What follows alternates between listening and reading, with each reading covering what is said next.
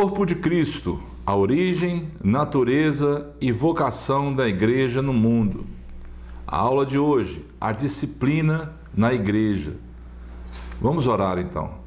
Pai querido, mais uma vez obrigado pelo tempo que o Senhor tem realmente separado para nós, para estudar a Tua Palavra. Abre o nosso entendimento e que essa palavra, Deus, possa ser realmente motivo de incentivo para nós, para que a gente possa continuar buscando a presença do Senhor nas nossas vidas. Abençoa o meu irmão, a minha irmã, abençoa aqueles que têm, Deus, perseverado a cada dia, buscando o Senhor. Abençoa com saúde, com paz, com alegria, em nome de Jesus. Vamos lá para o texto áureo, então. Ora, na vossa luta contra o pecado, diz o escritor de Hebreus, ainda não tendes resistido até o sangue, e estáis esquecidos da exortação que como a filhos discorre convosco. Filho meu, não menosprezes a correção que vem do Senhor, nem desmaies quando por eles és reprovado, porque o Senhor corrige a quem ama e açoita a todo filho a quem recebe. É para a disciplina que perseverais, Deus vos trata como filhos, pois que filho há que o pai não corrige? Mas, se estáis sem correção de que todos se têm tornado participantes, logo sois bastardos e não filhos. Além disso, tínhamos os nossos pais, segundo a carne, que nos corrigiam e os respeitávamos. Não havemos de estar em muito maior submissão ao Pai espiritual e então viveremos? Pois eles nos corrigiam por pouco tempo, segundo melhor lhes parecia. Deus, porém, nos disciplina para aproveitamento, a fim de sermos participantes da sua santidade. Toda disciplina com efeito no momento não parece ser motivo de alegria, mas de tristeza. Ao depois, entretanto, produz fruto pacífico aos que têm sido por ela exercitados, fruto de justiça. Por isso, restabelecei as mãos descaídas e os joelhos trôpegos, e fazei caminhos retos para os pés, para que não se extravie o que é manco, antes seja curado. Segui a paz com todos e a santificação, sem a qual ninguém verá o Senhor. Atentando diligentemente, ou seja, com cuidado, com zelo, para que ninguém seja faltoso, separando-se da graça de Deus. A verdade prática dessa lição. A disciplina cristã é uma doutrina bíblica necessária, pois permite ao crente refletir o caráter de Cristo. É muito interessante percebermos que no versículo de Hebreus fala tudo o que vamos tratar nessa aula, sobre realmente para que a disciplina serve, como que nós devemos nos comportar diante disso, para que a gente possa realmente manifestar o que manifestar. Olha o que o salmista diz: foi-me bom ter eu passado pela aflição, para que aprendesse os teus decretos. A aflição, a disciplina, ela muitas vezes tem um caráter corretivo, ela é didática. Para quê? Para que a gente possa aprender um pouquinho mais sobre aquele que realmente nos chamou, como diz Pedro, das trevas para a sua maravilhosa luz. Vamos lá para a introdução. A disciplina sempre existiu entre o povo de Deus, como forma de preservar a santidade e a comunhão com o seu povo. Haja vista o nosso Deus ser santo, convém que os seus servos o sirvam em santidade. A disciplina tem o propósito de corrigir maus comportamentos, afugentar o pecado e preservar o bom testemunho cristão. 3 objetivos, 3 propósitos, a missão da disciplina, para que ela serve? Está escrito aí, corrigir maus comportamentos. Segunda coisa, afugentar o pecado e preservar o bom testemunho cristão. A prática da disciplina não deve ser entendida como uma punição que tem a pretensão de humilhar o pecador. Nada disso. Ela vem para realmente alinhar as coisas com o propósito de Deus. O crente deve aceitar a disciplina como indispensável para melhorar o seu comportamento e o seu testemunho cristão.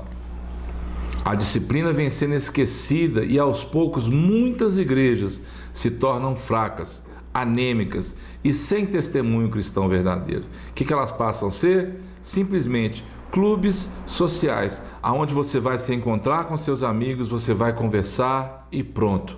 Só serve para isso, como um clube social.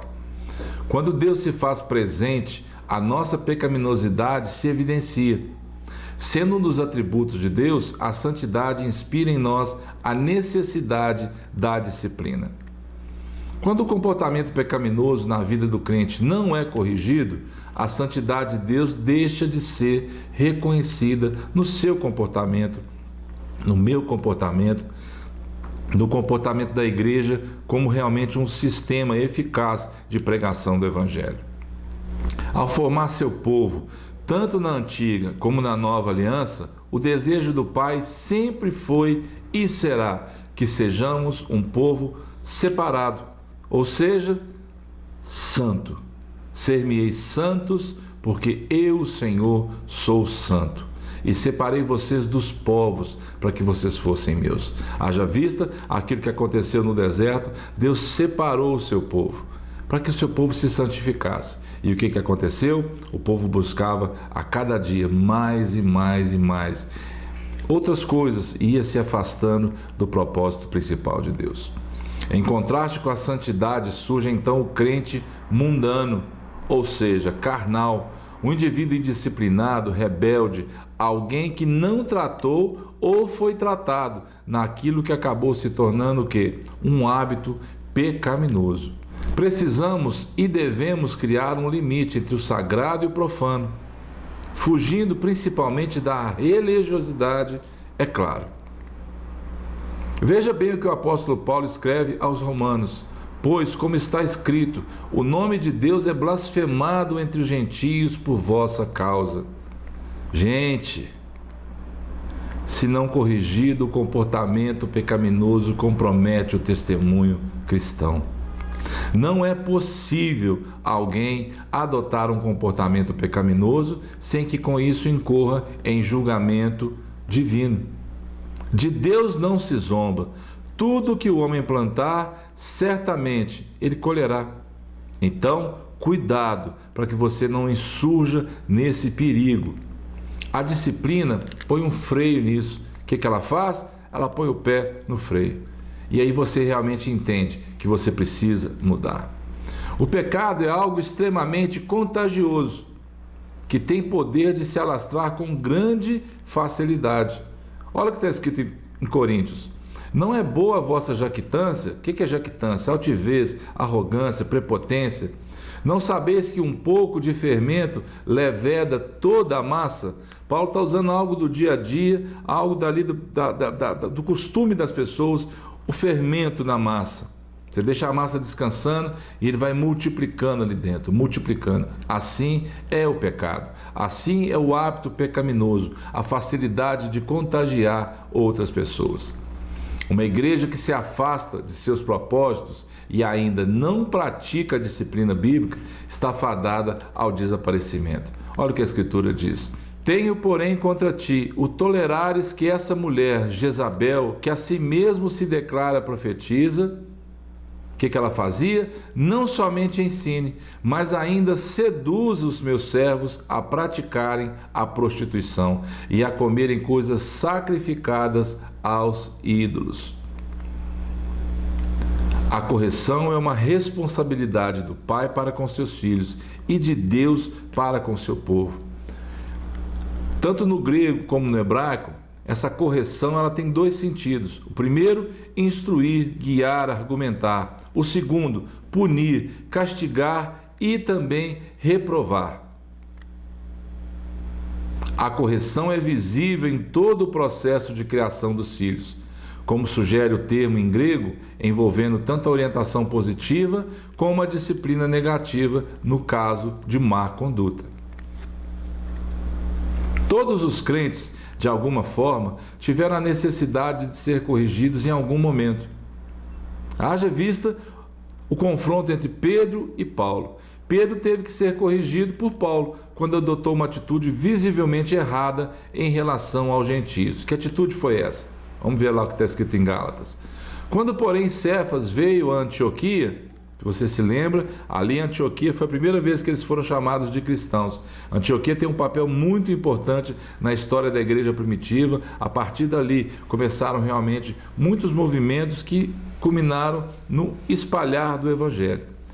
Então veio Antioquia resistir-lhe face a face, porque se tornara repreensível. Com efeito, antes de chegarem alguns da parte de Tiago, comia com os gentios. Quando, porém, chegaram, afastou-se. Por fim, veio a apartar-se, temendo os da circuncisão. E também os demais judeus dissimularam com ele, a ponto de o próprio Barnabé ter se deixado levar pela dissimulação deles. Quando, porém, vi que não procediam corretamente, segundo a verdade do Evangelho, disse a Cefas, na presença de todos: se sendo tu judeu, vives como gentio e não como judeu, por que obrigas os gentios a viverem como judeus? Nós vemos então que a disciplina pode ser exercida num contexto congregacional como forma de restauração, de correção e de uma forma um pouco mais eficaz, de exclusão mesmo de um membro da congregação. Vamos lá para a conclusão. A correção, quando aplicada segundo os princípios de Deus, é dirigida à produção de justiça e de paz. Olhe bem, a disciplina, como nós já dissemos, ela não é para humilhar o pecador, é para que ele corrija o caminho. Como eu disse anteriormente também, ela tem um caráter de quê? Didático, para ensinar. Então ela precisa ser exercida de acordo com o padrão bíblico das coisas. Para quê? Para que as pessoas entendam que Deus é santo. A santidade é necessária para nós a cada dia. E muitas igrejas, muitas pessoas têm deixado de lado isso. Para quê? Para viver um ativismo, muitas vezes religioso. Então, que nós não estejamos prontos para receber isso. Não, mas de todo o nosso coração, de toda forma que formos capazes, recusar que essa religiosidade penetre no nosso coração. Não importa o quanto possam ser desagradáveis as experiências difíceis das nossas vidas, ou dolorosos mesmo os nossos sofrimentos.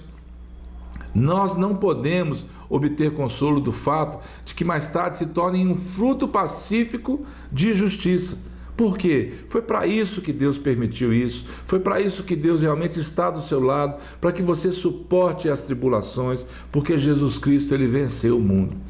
A correção que Deus impõe nos dá oportunidades cada vez mais novas para nos exercitarmos, assim como um soldado, mas nos exercitarmos o quê? Espiritualmente. E assim, desta forma, nos aproximamos mais do objetivo de Deus para nós, de vidas verdadeiramente justas e com paz interior. A disciplina precisa nos conformar ao caráter de Cristo e nos conduzir à estatura de varão perfeito, como Paulo fala.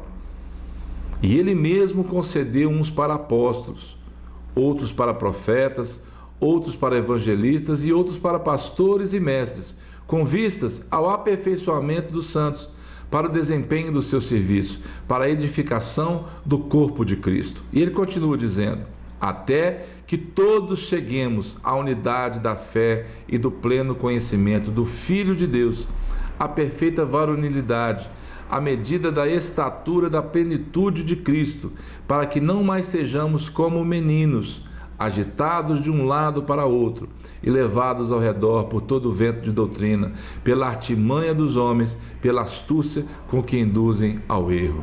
Então, meu amado, minha amada, você como corpo de Cristo precisa entender, a disciplina tem que ser eficaz, funcionar na sua vida e na vida das pessoas, para que você alcance a estatura perfeita de Cristo, para que você se conforme ao caráter de Cristo. Não vos conformeis com esse mundo, mas transformai-vos pela renovação da vossa mente, para que experimenteis qual seja a boa, perfeita e agradável vontade de Deus. Que o Senhor te abençoe, que você possa realmente se deixar ser corrigido pelo Senhor, se deixar realmente ser moldado, transformado, entrar na forma de Cristo, para que você tenha um caráter perfeito. Que o Senhor te abençoe. Fique em paz e até a próxima, em nome de Jesus.